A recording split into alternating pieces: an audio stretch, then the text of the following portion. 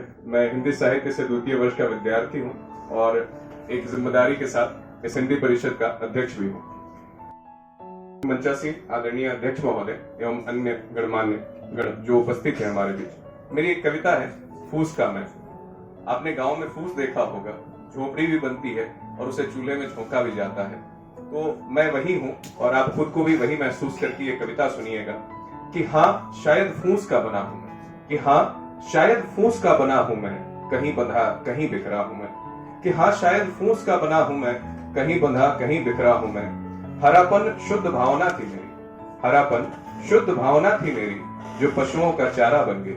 सूखापन नैसर्गिक नियति थी मेरी, जो हृदय पर तीक्ष्ण धूप गिर गई। कि सूखापन नैसर्गिक नियति थी मेरी, जो हृदय पर तीक्ष्ण धूप गिर गई।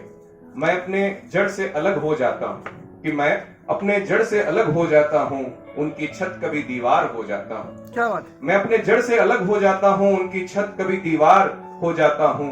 मैं मजबूर कुछ कह नहीं पाता, उनकी भूख पकाते राख हो जाता हूँ।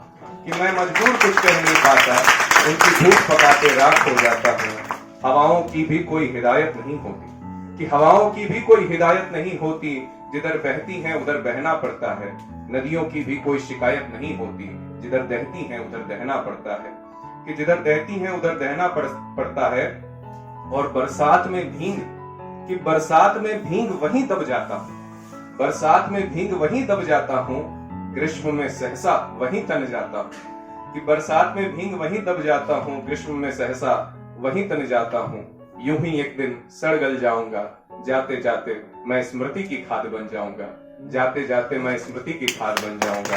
हाँ शायद फूस का बना हूं मैं, हाँ शायद फूस का बना हूं मैं, कहीं बना कहीं बिखरा हूं मैं।